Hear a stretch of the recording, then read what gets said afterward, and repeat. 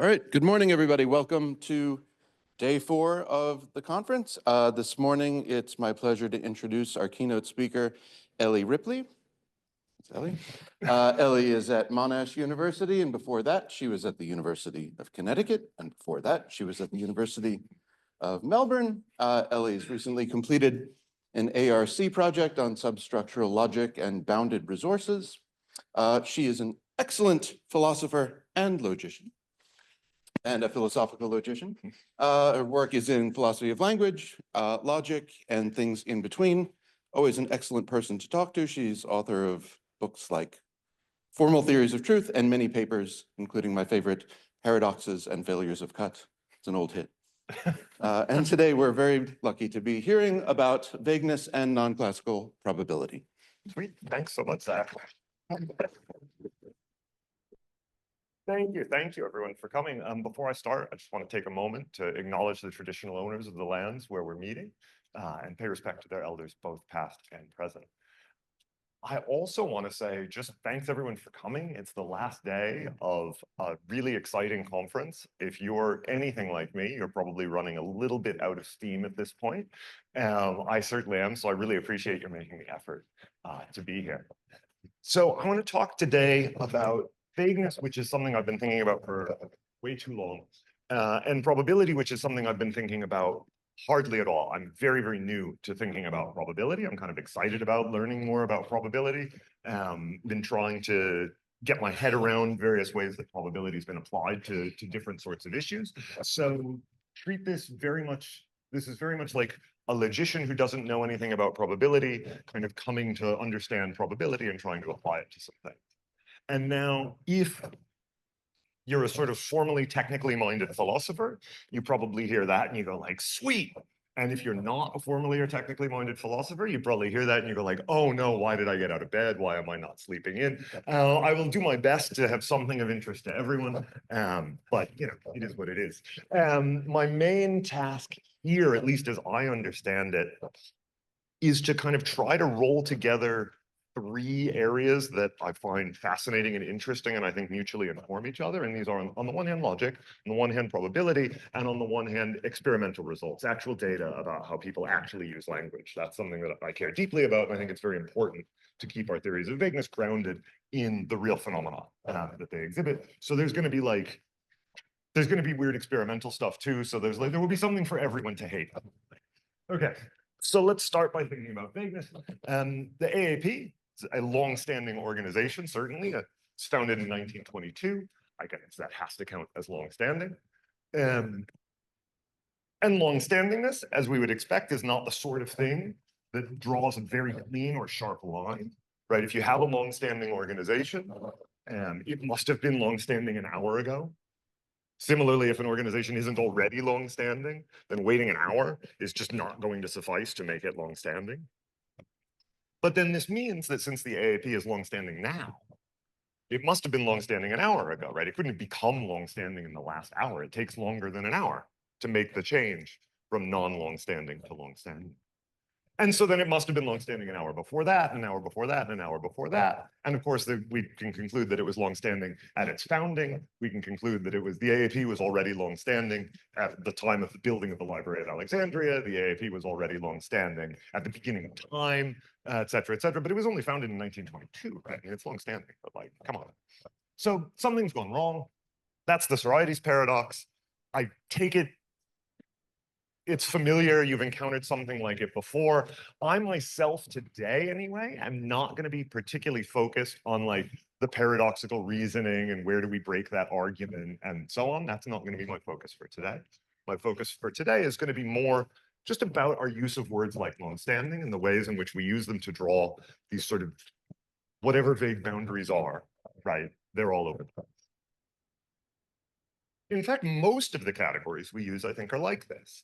They're sensitive to large differences for some value of large without being sensitive to small differences for some value of small. And large differences are just a bunch of small differences, so that's impossible. And so this creates a range of puzzles and issues and difficulties.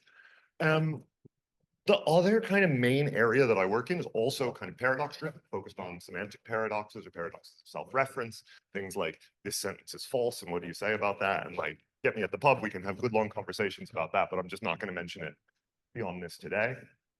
One thing about those kinds of paradoxes, though, they're easy to avoid, by which I don't mean they're easy to solve. I mean, like, just if you decide you don't care, they will never affect your life. And vagueness is not like that.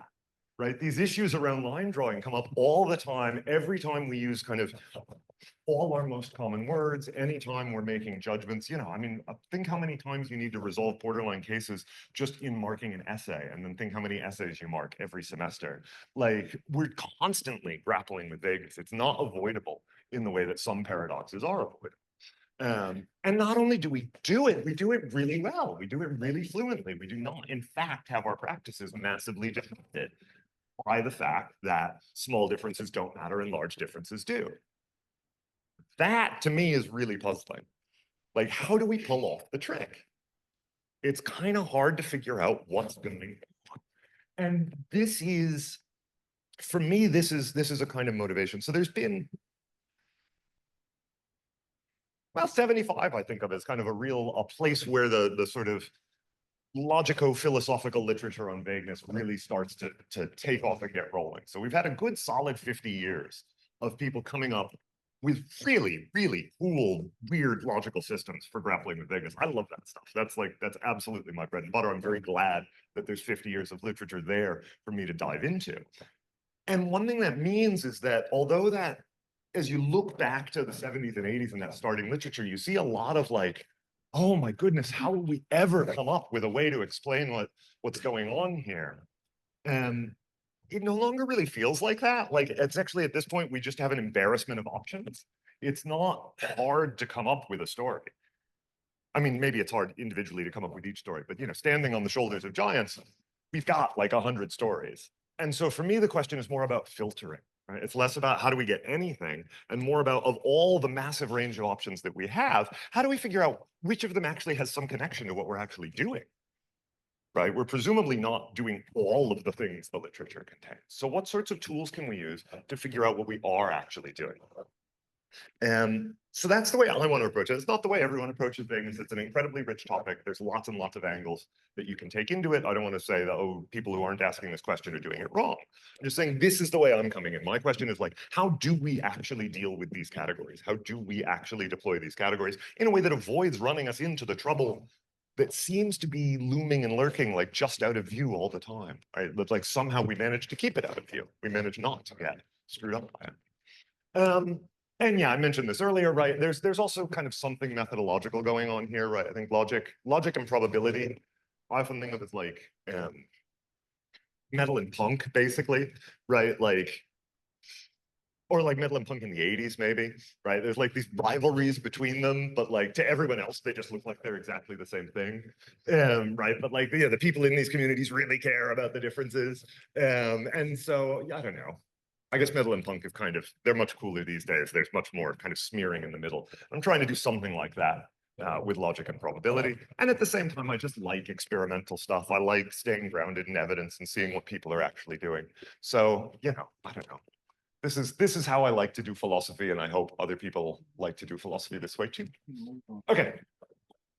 So that's our starting point. I'm going to start by thinking about what I and many others think is kind of obviously a bad idea. And I'm gonna, it's weird, right? Because one, it's obviously a bad idea. Two, in about 10 or 15 minutes, I'm gonna try to convince you that it's a bad idea. And so first I need to tell you a little bit about like, it's actually not as bad an idea as you might think at first, even though it's not gonna work. And this is a view that's out there, a range of views that are out there about these things. You can just deny the appearances and say, look, our categories just do draw sharp. Right? It doesn't seem that way, but surprisingly, they just do. There was indeed an instant at which the AAP suddenly leapt into longstandingness. Right? You just, at some point between 1922 and now, it was not longstanding, not longstanding, not longstanding, not longstanding, not longstanding. You turn away, you look back for a second, like, oh, it's already changed. Yeah, it's longstanding. Right? There's a sudden instant where that happened. This is the thing that I think, as I say, nobody is tempted by this view when they first hear it. But I think you can actually put some lipstick on it. So I like to think of this as this is the Matthew 5:37 theory of vagueness, right? Let your yes be yes and your no, no. For whatever is more than these is from the evil one. Or as they put it on the excellent source Bible.art, but let your yoli ye be ya ni manti then inatis. For whatever is more of these cometh of evil. Bible.art, by the way, is a phenomenal website. I just stumbled across it yesterday. It's incredible. It's serious. They're not taking the piss. Like it's genuinely, it's just AI slop, but it's like good, bad, funny AI slop like we used to get 7 or 8 years ago. Like, yeah, it's that. It's brilliant. Anyway, or here in the sort of graph that I'm going to start to use to convey certain sorts of things, here's another way to think about this sharp lines view. So a way to read this sort of graph, and as I say, there will be a number of graphs like this. I want to read across the bottom, just thinking of those as like, how many years old is the AAP, right? Go from 0 to 100 years old. It's more than 100 years old now, but I'll just think about the first 100 years. And then vertically, in this case, we're thinking about the truth value of the claim that the AAP is longstanding. And as is customary, and as will turn out to be handy for certain reasons as we go on, I use 0 as the truth value false, 1 as the truth value true. And the idea here is just that there aren't any others. There's nothing else to do. So what must we have had? We must have had it be false for some amount of time. And then at some instant, I put it at 50 years, but like, whatever. At some instant, it suddenly leaps all the way to true, right? This is this sort of sharp line picture. And I think one important thing to remember about this, to understand the view, it's not intended to represent a chosen policy about our use of the word longstanding. Of course, we can choose that policy. We can say, for the purposes of a conversation, like, okay, in this conversation, when I say longstanding, I mean more than exactly 50 years old or whatever. Certainly we can do that, right? This view is not a view about that. It's meant to be an already existing fact that this word draws a sharp distinction. It doesn't need to be at exactly 50 years, but there is somewhere where it draws that sharp distinction. That's the nature of this view. Now, we definitely don't know where that sharp distinction is. And this is where this view starts to actually take on some of its plausibility. It tends to come with a package of views around vagueness and knowledge. Right? You say, okay, well, it seems implausible that there's any such thing, but if we don't know where it is, then maybe that can do something to explain the lack of any obvious sharp line. And we get something of a kind of multiplicity that can come out of this, right? Say, okay, sure, there's only one real sharp line. There's the one real instant at which the AAP became longstanding. But there are many sharp lines that, for all we know, are that real sharp line. Right? We don't know where the one is. And in fact, there's this wide range of options around where it could have been. So we're thinking to some extent about our knowledge, our ignorance, the range of possibilities and ways we might have beliefs around them. And not when those sorts of views were starting to be developed and brought to the fore, but nowadays, when people are thinking about knowledge and ignorance and so on, credences, degrees of belief, things like that are very rarely far behind. And so I think it makes sense if we're going to think about this view where, okay, there's a sharp line, but we don't know where it is.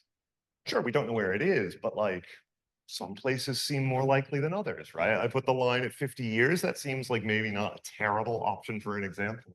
Certainly a better option than if I had put the line at 2 minutes or something, right? Like there are better and worse places to draw the line, and we might represent that in terms of ignorance by thinking in terms of degrees of belief.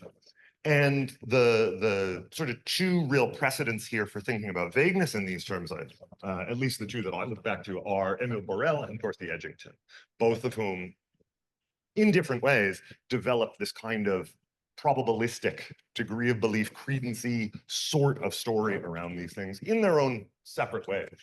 I mean, interestingly, Borel's doing it like actually around the time of the development of the probability calculus in the first place. Like this is a very early application of probability, is to vagueness. Edgington is coming along later and doing a slightly different thing. But anyway, these are like the two towering figures in probabilistic theories of vagueness, I think. So as I said, I'm pretty sure the sharp line at which the AAP became longstanding is not in 1800, 122 years before the AAP was founded. I'm pretty sure it was not even in 1925, 3 years after the AAP was founded, but it wasn't longstanding in 3 years. I'm pretty sure the sharp line wasn't 4 years ago. It was already longstanding then. I'm pretty sure it's not in the future. It's certainly already longstanding then. I don't think the sharp line was in 1950 when it was 28 years old, but that's maybe more plausible anyway than 1925. And was the sharp line somewhere in 1973? That maybe not. Like, I feel much more uncertain about that. So I'm going to assume that degrees of belief can be represented reasonably as numbers from 0 to 1 inclusive, where 1 means you're totally certain of something, 0 means you totally reject it. 0.5 is halfway in between, and we do all the sort of various in-between sort of stuff. If you're familiar with degree of belief kind of thinking, no, I am not making any assumptions here about how these degrees of belief relate to like the probability calculus or axioms or whatever. That's part of what's at stake and part of what I want to be thinking about. I'm just assuming that we can represent degrees of belief in this way as numbers from 0 to 1. And I want to give you there's so many ways to think about probability. As I said, I'm kind of new to probability, so I'm really trying to get my head around all these different ways. Here's a way to think about probability that will be useful for what I'm going to do with it today. There's so many ways to think about probability, but here's one that you might find handy. I find it handy, and I'll be using it today. So I want to think about valuations from classical logic. I'm going to start thinking about classical probability. So we've got 1 and 0, and just two-valued binary logic. And I want to give an example of this. So take a flip of a fair coin, and we're going to have 2 atomic sentences, right? You let H be the claim that the flip came up heads, T be the claim that the flip comes up tails. It is important for some of the results I'm going to use that we only have finitely many atomic sentences. I'm not going to comment more than the comment I'm in the middle of right now about that restriction. There are places where it matters and places where it doesn't, and places where I'm not sure whether or not it matters. So I'm just going to assume throughout that we only have finitely many atomic sentences in our language because that makes things easier for me. You don't need to care about it, but if you do antecedently care about it, there's a thing you should know. Okay. With 2 atomic sentences, we have 4 valuations we can think about. Right? Each of those could be true or false. Each of those could be true or false. So we've got 4 possibilities, each of which is a row in this truth table. And we can think about more complex sentences. And again, I'm assuming a sort of classical approach for now to these more complex sentences. So we've got H or T. Well, that's going to be true. That's going to take the value 1, just in case at least one of H or T takes the value 1. So in those first 3 rows, that's true. 4th row, it's false. Or we can think about H and T, right, that the coin comes up heads and tails. That's going to be true only in the first valuation and not in the following 3. And now, if you know how coin flipping works, you might think, well, the coin can't come up heads and tails. Sure, totally, it can't. But like, these are H and T, these are atomic sentences in classical logic. There's very much is a valuation that assigns 1 to them both.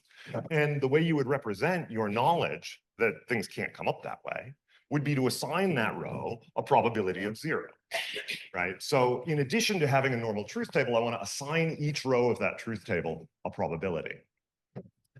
Here's like a reasonable example, right? It is possible that the coin doesn't come up heads and doesn't come up tails. Maybe it gets swooped up by a passing ibis. Maybe it rolled under the refrigerator, and then under the refrigerator is like a pit of lava that dissolves. Or maybe it doesn't count as coming up heads if it rolls under the refrigerator, right? Even if it lands head side up. You might think, wait, no, that doesn't count as coming up heads. Anyway, there is some possibility in a flip of a fair coin that like something goes wrong and it doesn't get resolved. But I don't think there's much of a possibility of it coming up both ways. So you might assign 0 probability to the first row and then, roughly 50-50 to the normal rows and then some chance of it going wrong. The only important thing about these weights is that they total 1. And that's just, it's handy. So here's a way to think about classical probability, right?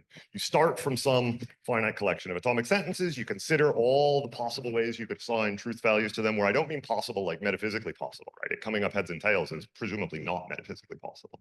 I just mean all the assignments of truth values to those. And then you weight those, right? You take 1 worth of weight and distribute it however you like across all the various sort of possibilities, or all the various rows of the truth table. That gives you a way to think about probability in a sort of classical setting. To get from here to actually assigning probabilities to sentences, there's a method that you use. And I'm just going to walk through an example of this method. Obviously, the particular example doesn't much matter, but I think it's handy to see how the method works. We're again going to go row by row right down the line. So we're going to ask, okay, what's the probability, say, of H or T, right? The probability that the coin comes up either heads or tails. We're going to go line by line, and on each line, we're going to take the truth value of that sentence on that line, H or T, which in so far is always either 1 or 0. We multiply it by the probability that that line gets. And then we add up all the results. So in this case, we've got 4 things to do. First line, right, truth value is 1, probability is 0. So we get 1 times 0, that's 0. Second line, truth value is 1, probability is roughly a half. Third line, it's the same. Fourth line, the truth value is 0. Probability is positive now, that gets zeroed out. And so we say, okay, the probability that the coin comes up either heads or tails is the sum of all those things, in this case, 0.998. Right? So we get probabilities out of this just by considering for each line, what's the truth value? If it's true, we count it, because multiplying something by 1 doesn't change it. If it's false, we don't count it, because multiplying something by 0 is the same as throwing it out, if what we're going to do with the result is added. So we're basically just counting up the rows and adding their probabilities together. That's the view. But I want to think through this multiplication part of how we get there, because we're not going to be sticking to just 0 and 1. So if you take someone's belief state to be represented by this kind of weighted truth table, here's a bit of jargon I'm going to use. This is a convex sum of valuations. All that means is it's a weighted sum, and the weights have to add up to 1. So convex sum just means the thing we just did. And then we can read off that person's degrees of belief in complex statements by using this kind of method. And this gives you a probabilistic way, or a way to think about degrees of belief in probability. And there's a lovely little characterization result that's useful in these ways. For finite languages, someone's belief state, B, where that's just a function from sentences to 0 and 1, it can be any function. Well, that is arrivable at in this way. That's one of the ones that you could have got to like this, if it meets certain conditions that we can specify just directly in terms of the belief value. Right? So you've got to believe some classical theorem and fully believe some classical theorem and fully disbelieve some classical contradiction. You've got to make sure that if an entailment holds classically, that's what that weird little plug thing means. If an entailment holds classically, then your belief in the premise is no higher than your belief in the conclusion. And then the bottom thing, right, your belief that at least one of them holds, you think, okay, well, that's the belief that one of them holds plus the belief that the other one of them holds. But oh no, in places where they both hold, we've just double counted. So we say, okay, my belief that one of them or the other holds plus my belief in the double county bit is the same as the sum on either side. That's can be handy in some ways. What does it tell us about vagueness? Well, for any number I, right, think pi as the claim the AAP was longstanding at the start of its I hour of existence. That's a lot of hours. I'm obviously not going to list out these claims, certainly not going to make a truth table. That's very, very big. But these have some structure to them that enable them, we can make them a little bit more intelligible.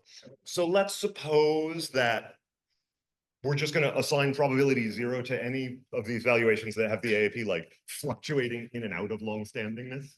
Right? Let's suppose that the plausible ones are the ones where the AAP is not longstanding for a while and then becomes longstanding and then remains longstanding. Right? And that allows us to say, okay, we'll just assign 0 to any valuation that's not like that. And so the remaining valuations can essentially be summed up just by specifying an instant at which the AAP becomes longstanding. All of a sudden, this is still a sharp lines view, right? This is still, there's nothing but zeros and ones in the underlying valuations. If you care about symbols, that's what that says. And here, I think, is a nice way to picture the belief state of someone like that. So what's going on here? Again, across the bottom, we're looking at the years of the AAP's existence from 0 to 100. Now on the vertical, we're not looking at a truth value. We're looking at like a distribution over all of these valuations, all the different places you might draw the line. right? You say, okay, someone's belief state might be unsure about all those different places to draw the line. And in fact, for any particular place, they're probably really very confident that the line isn't there, right? Because these places are so precise. It would be shocking if the line was there. But nonetheless, it's more likely to be roughly in the middle and less likely to be out to the sides. And I've just plugged in what's called a normal distribution here, basically because I don't have any better ideas, right? I think normal distribution, like, why not? It would be surprising if it wasn't normal, but it doesn't have to be. But like, let's just assume it is to make things simple. So here's a representation of someone's belief state about this vague predicate longstanding. Well, what would they think of all these claims? The claim that the AAP is longstanding at hour 100 or at hour 100,000 or at hour 500,000. Well, those claims, the probability they would assign to those claims would just be like the sum of all, like how likely is it that the threshold is somewhere below here? How likely is it that the threshold has already happened? And as time goes on and on, that gets more and more likely. It gets more and more likely very rapidly in the middle, where the threshold's more likely to be. You know, what are the odds that the threshold is down here? Incredibly low. And so what are the odds that it's below here? Well, so this is all about approximately zero. But once we start getting into the real meaty bit, the probability rises rapidly. And then towards the top, we say, okay, well, wait a minute. Almost certainly we've already passed the threshold. I don't know where it was, but it's probably somewhere back there. And so we sort of level off around 1. Right, so this is the sort of prediction you get around people's beliefs in the claim the AAP is longstanding as we look across time, if we imagine an underlying sharp line, 0, 1, no funny business base, and some standard probability at the top. And here's some experimental results. This is not about people judging whether the AAP is longstanding. This is about people judging whether certain shades of color are red or blue or green in various cases. And the thing to pay attention to here is the dots, not the curves. I'm just grabbing an old graph, unfortunately. The curves are superimposed and fit to the dots, so you shouldn't be too convinced by the curves. But take a look at the dots and note that the curves don't fit them all that badly. Right, the relative sort of that characteristic S shape that we have of that cumulative probability distribution matches pretty well with some of the experimental results about people actually being walked through Sorites cases and asked to judge of each thing. Okay, well, is this one red? Is this one red? Is this one red? So that's not bad. It's all built on an underlying classical sharp line space. Speaker behavior does not draw anything like sharp lines, but it does look a fair bit like what we'd expect if we just do some probabilities over the sharp lines. And so the sharp line thing, which may have seemed just like a complete non-starter, if we bring in some relatively standard probability stuff, goes much better than you might think. Now, there's an issue of interpretation. I presented all that as about like uncertainty and knowledge and so on. And that was a presentational choice I made. Using probabilities does not require you to interpret the probabilities as about knowledge. And I think there are probably good reasons not to, right? So on this approach, if we knew which valuation was the right one, if we were maximally informed, we should be maximally opinionated. We should have only degrees of belief 1 or 0, and so on. You might think that, I think that's kind of bizarre. I don't think that's likely to be right, right? I think, you know, we could know exactly how the world is and still appropriately feel uncertain about whether the AAP was or was not longstanding at a certain moment. And if you interpret this all epistemically, you can't get that result, but that's a matter of interpretation. And to make that point, you can go back to Burrell, who is one of the earliest I know of recommending this kind of probabilistic approach. Burrell says, I would like to try and show that one can give these questions, where these are questions related to the Sorites, a perfectly clear answer, provided one makes systematic use of the principles of probability. And he does, in fact, give a story something like the story I just gave, but it's not an epistemic one, right? He says the questions are badly put if one requires a yes or no answer. It's not that the answer is unknown, it's that that's a bad question if it requires a yes or no answer. The true answer is a coefficient of probability. Right, so this is not an epistemic reading of the probabilistic situation. And so Burrell, turns out, is from the evil one. There we go. Edgington takes a similar approach in her application of the formalism of probabilities to vagueness. Says, I do not say that the indeterminacy of vague concepts is an epistemic matter, there are different applications of probabilistic structure. And she gives some examples. Objective chances apply if and when the future is physically undetermined by the past. That needn't be epistemic. Relative frequencies also satisfy the principles of probability. That's not epistemic. I propose that it's also the right structure for theorizing about the indeterminacy of the application and fate concepts. So you can do this probability stuff without the kind of epistemic framing. I was just using that as a way to kind of get into it and make it sort of intelligible. But the formalism is up for being interpreted in many different ways. And if you balk at the epistemic implications, as for example I do, you're not tied to it in this case. So this is actually a pretty good way to go. I think maybe there's some more plausible interpretations. Once we take degrees of belief into account, this kind of binary sharp lines model looks pretty okay as a model of some of the evidence that we have. So now we come to the part where I tell you why it's not okay. And it's based on other evidence. And it's other evidence that fits less well with this picture, even after you probabilize it. So the evidence I have in mind has to do with this phenomenon that's come to be called phenomenon of borderline contradictions. And these are sentences that say that something both is and isn't a certain way when it is a borderline case of being that way. Right? So if someone tells you that a color both is and isn't red, what are they trying to tell you about that color? I think the most likely thing they're trying to tell you is that the color is a borderline case of red. And red's not special in that regard. This seems to happen with a range of vague predicates, and that too turns up in the experimental results. So for example, here's an old study. This was judgments about which things are near each other, whether some shapes were near each other on a slide. And these are judgments of the sentence, the circle both is and isn't near the square, with agreement expressed in a 7-point scale. So 4 here is the midpoint, and you can see there was a pair where the judgments were significantly above that midpoint. But the thing I want you to notice here is just more of the hump shape to it, right? That as we go through that middle ground, participants get more sympathetic to the claim that things both are and aren't that way. As we get towards the clear cases towards the end, they're less sympathetic to those sorts of claims. That's really the pattern that seems to have occurred in a number of experiments. So here's a different experiment done in a different way, where here participants were asked to judge sentences either true or false, or both true and false, or neither true nor false. And the sentences were something like X is tall and not tall, where they're presented with pictures of people of various heights. And again, you see that same, here the responses even at their peak don't rise above the midpoint, but you still see that same hump shape, right? People are more sympathetic to these seemingly contradictory sentences in the middle ground and less sympathetic to these seemingly contradictory sentences in clear cases. Here's another sort of case or another experiment. I'll come back to this one in a bit. On these, for now, the crucial thing to pay attention to in each case is the blue lines.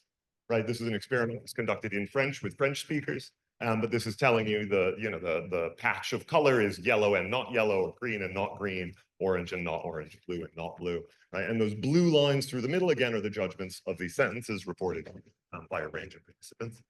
The sort of background, the S curves are the judgments respectively of it's green and it's not green.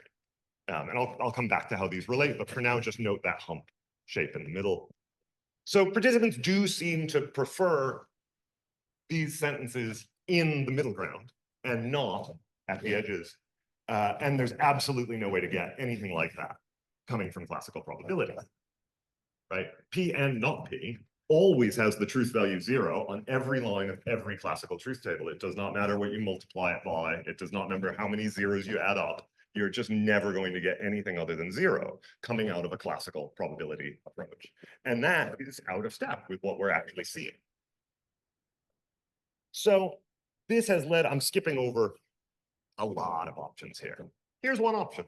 One thing you might do is say, look, there's not enough truth values here. We've missed some truth values in having leapt all the way from 0 to 1. And that raises the question, how many truth values are there? I like what I'm calling Biden semantics. There are at least 3. I don't know how many of you followed the 2019 lead up to the 2020 US presidential election, but one of these sort of charming young Republican fuckers pinned Biden down and asked him, how many genders are there? And Biden's response, well, there are at least 3. which, like, for a politician, that's a really good answer. Like, go Biden. But anyway, that's my answer for truth values. I'm not actually going to fuss too much today about how many are there. Right? I need to get 0.5 in the mix, basically, and then if we can have others too, that's fine. So I'll mostly use just the three values, 1.5 and 0, to make the point. You might also think of the interval from 0 to 1, containing all the real numbers from 0 to 1, as our set of truth values. That's also fine. That's going to turn out to work out basically the same for everything I'm doing here. In fact, all that really matters is that we contain 0.5, and that we're sort of symmetric. If we contain 0.8, we also have to contain 0.2.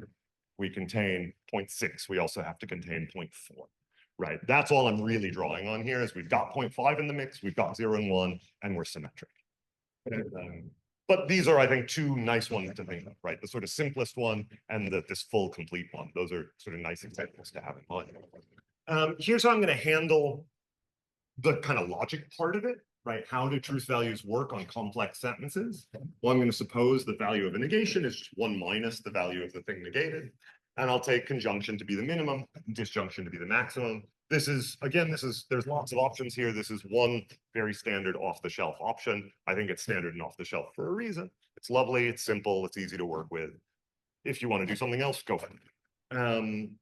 Classical valuations are just special cases here, right? We haven't removed any of our old classical valuations. If things do happen to draw sharp lines, great, more power to them. But we now have options for things to do some other things, to stop in the middle along the way. I'm going to skip an example where I just go through the calculations, yada, yada. Well, look briefly at it, right? Let A be the claim that Alice is tall and Z is the claim that Zebra is. And suppose you have this information about their heights, right? It's some information that allows you to determine, for example, they're certainly not both tall, but it might be that Alice is tall and Zebra is a borderline case of tall, right? So that's maybe 0.2 and so on. You can see what's your degree of belief in A and Z. Ah, that's the bank name. Again, we're basically just going to multiply the truth value by the probability of that line of the truth table, and just count that as a degree of belief and add it up. As I said, let's skip that. Here's a result that's comparable to the sort of result I gave you before for classical things, right? When is someone's belief state arrivable at in this way, as a weighted sum of 3 valued valuations? And this is a really lovely, interesting result. It's quite recent. In particular, the 2024 paper there by Gil Sanchez et al., that's the less technical paper. 2023 is the technical paper, and 2024 is the more philosophical situating. That's one of my favorite. I think that might be my favorite paper I've read this year so far, the 2024. Highly recommend that Gil Sanchez et al. 2024 paper. If you're interested at all in non-classical probability, check it out. It's a fun paper. But anyway, here's a key result. Lets us know how to understand, lets us know when a belief function assigning zeros and ones and numbers in between to sentences could be arrived at by doing this weighted sort of sum of 3 valued valuations. Again, we have this sort of, if B follows from A, then the belief in B must be at least as high, but now it's not follows from in classical logic, it follows from in a different logic called S3. The only thing that's going to matter for us about S3 today is just that conjunctions do entail their conjuncts in S3. P and Q does entail P in S3. P and Q does entail Q in S3. That'll be a little bit relevant later. Nothing else about S3 matters, but if you happen to be familiar with S3, there it is. Negation has to do the right thing. The conjunction disjunction thing is exactly the same as it was in the classical case. And then there's this nifty little bottom thing, and like that weird, and I've banged my head off that for a few weeks, and I think I'm kind of starting to see why it works. It's interesting. But anyway, the important thing is just like, we do in fact have the same kind of result very recently now about this sort of thing as we have in the classical case. So we can start to say, what sorts of belief functions would we expect to see if in fact people's belief functions are these weighted sums of 3 valued valuations, right? You want something like this to be able to get any predictions out.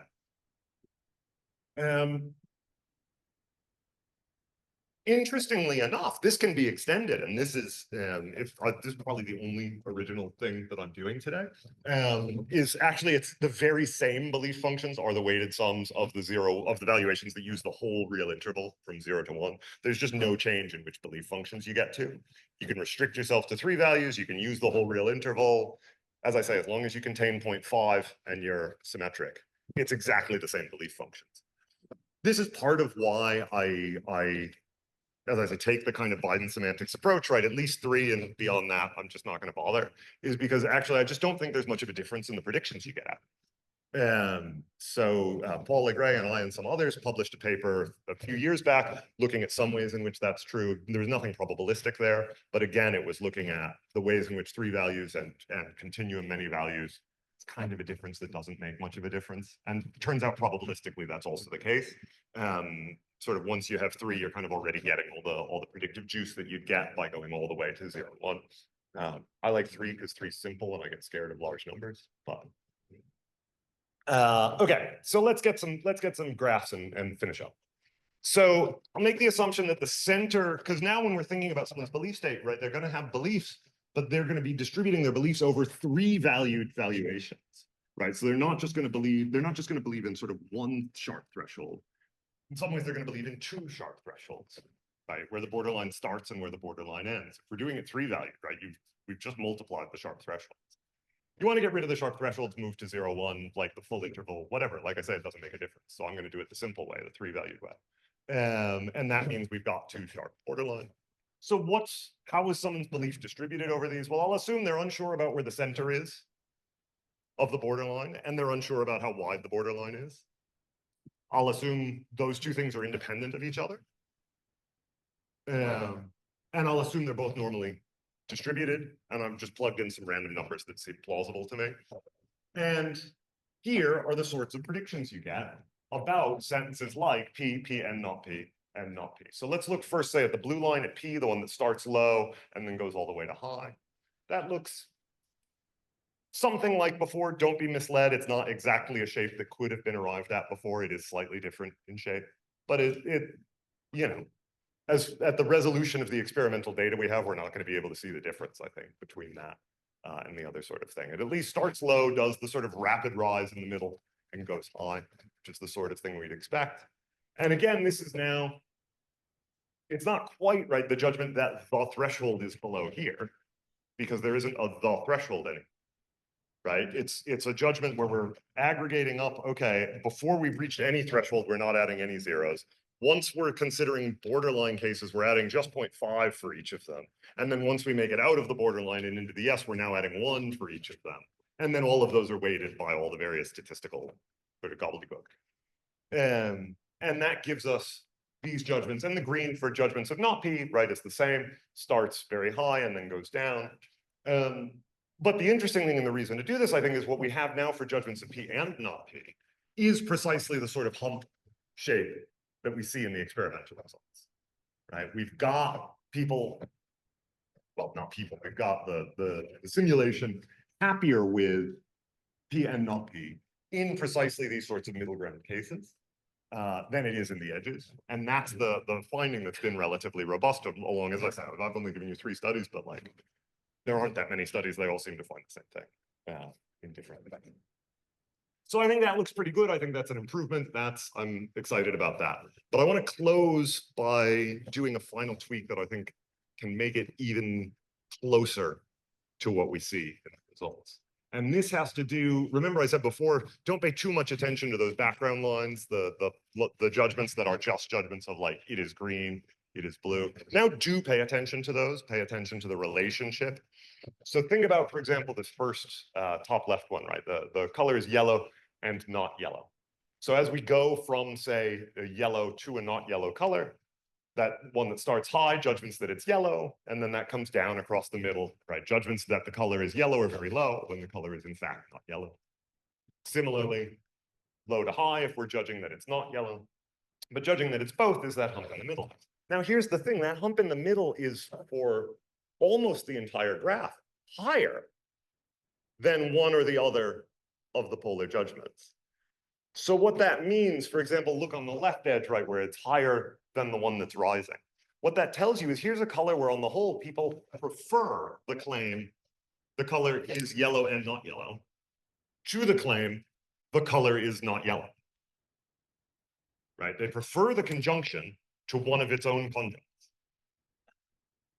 And that happens across all of these, right? Everywhere you see the blue go above any black line, which is most of the time, you're seeing people prefer a conjunction to one of its conjuncts. These are, in this case, these are forced choice judgments. They're forced just to say yes or no. Or actually, what is true and not true, true and false, Paul? Do you remember? This is stuff that Paul and I did. Do you remember what their response choices were? It was binary. Yeah, but I don't remember. Okay, and yeah, anyway, it was a binary choice, right? And so what we're looking at here is aggregates over a number of participants and a number of trial runs and so on. But again, people seem to like the conjunctions better than the conjuncts, or better than one conjunct or the other in almost all cases, and better than both conjuncts in the very middle kinds of cases. And that absolutely cannot be captured by what I've given you so far. This is where it matters, as I pointed out, that in this logic S3, conjunctions do entail their conjuncts. Because there was that restriction, remember, that if we have one sentence entail another, then you cannot assign a higher probability to the premise than you do to the conclusion, right? So the pattern that we're seeing, okay, we've got the hump in play now. That's good, it's an improvement. We're getting closer, but we're still not there. And we cannot get there using the sorts of tools that I've laid out so far. So here's a plausible thought. There's been a little bit of literature on this phenomenon, because you don't have to think probabilistically. I think any way you think about this phenomenon, it's puzzling and interesting, right? That people prefer the conjunction to its conjuncts. You know, there aren't a lot of ways to think about this where you would have expected that. I remember that originally was found by Saint-Oxytive and Jeff Pelletier, and I remember reading that paper. Seriously? And like it's wild. No one should have expected this, I don't think. If you did, great, good on you. But I mean, it's really puzzling. And a number of people have attempted various sorts of explanations of what's going on and how this works. And most of the explanations, in fact, I think all the published ones that I've seen, they differ from each other in certain ways, but they all kind of center around the same phenomenon. And that phenomenon is when you think about a sentence like P and not P, the person is tall and not tall, the color is yellow and not yellow, whatever. In this sort of setting, that kind of can't do any better than a half, right? If the thing is yellow to degree 0.7, well, then it's not yellow to degree 0.3, and the minimum is 0.3. If its thing is yellow to degree 0.3, well, then the claim that it's not yellow is 0.7, and the minimum is 0.3. Right? You cannot get above 0.5 for these sorts of contradictory looking things. And so what at least some people have thought is like, actually, we're somehow sensitive to like, how good could this sentence have been? Right? Not how good is it absolutely, but like how good is it relative to how good it could possibly have been? And as different people have taken account of this in different ways, but the explanations I've seen seem to kind of center around this, right? P can go all the way to truth, right? The color is blue. That could just be fully true. So our judgment of it is rated out of 1, out of that full truth. P and not P can't make it past 0.5. And so the thought is, well, what if our judgment of it is not just where is it, but where is it relative to how good it could have been? So here's a just final parting proposal that I'll make. Suppose that this effect we're looking at is a pragmatic effect. It's about what people say or what people agree to about what they're trying to indicate by what they say or they agree to. And so I want to suppose that credences, people's belief states, are exactly as I've given them to you before, right? They're the three-valued weighted sums, convex sums of three-valued valuations, no funny business, right? The credences obey all those conditions. But that when people report a sentence, so when they're forced into a choice and there's a probability of them going either way, say, here's where we scale by the maximum possible value. Right? You say, look, if a sentence could have made it all the way to true, then their probability of agreeing to it just is their belief value in it. Just is how much they believe it. But if a sentence could only make it to 0.5, then their probability of agreeing with it is just like how their belief relates to that 0.5. You know, so if they believe it to a degree 0.3 and it could only make it to 0.5, then they're in fact 0.6 likely to assert it, because 0.3 is sort of 0.6 of the way to 0.5. if I did the numbers right. Now, if you suppose that, and like this is, I'm not doing a ton to motivate it here, right? I'm just sort of saying like, let's see what happens if we think something in this area. I think it seems not completely. I could have come up with something less plausible, let me put it that way. But like, it's not super unmotivated. But then what you actually get looks a ton like the experimental data that we've got across these things, right? You get it coming up basically as soon as you can see it starting to come up. It peaks roughly around, it doesn't go all the way to 1, right? You get this nice little peak in the middle, and you start to see, okay, I think we're getting something here that actually potentially gives us a grip on what we're seeing people do in these experimental situations. So at the moment, that's not much of an argument beyond like, look, these pictures look similar, right? Which is not a great argument. I'm fully aware of that. But I think this is sort of where you start, or where I'm starting, in trying to develop a formal theory that will hopefully be able to become one that gives us some kind of predictive or explanatory grip on what we're seeing people do in the lab. Because what we're seeing people do in the lab is really weird. And so I think it's worth developing theories that start to exhibit that sort of flavor of behavior. So here's how I'm going to sum it up. Sharp binary theory of vagueness can actually be made okay when you go probabilistic with it. It's not as bad as it would seem. And probabilities, I think, are pretty key to making it decent. But it's just okay. Right, there's absolutely nothing in that approach that gives us any kind of traction on borderline contradiction. If we add some more truth values into the mix, the same kind of probabilizing just works better. You just start to get these humps appear exactly where they do appear in real judgments. Still some trouble with what I'm calling the Anxiotif and Pelletier effect, that last little bit about getting the hump to come up over the individual lines. Less certain about that, but a very simple-minded kind of pragmatic overlay seems to look decent. But even if that's wrong, I think the sort of probabilizing, the more many-valued stuff seems to be on the right track anyway. So yeah, thanks very much. That's the status report.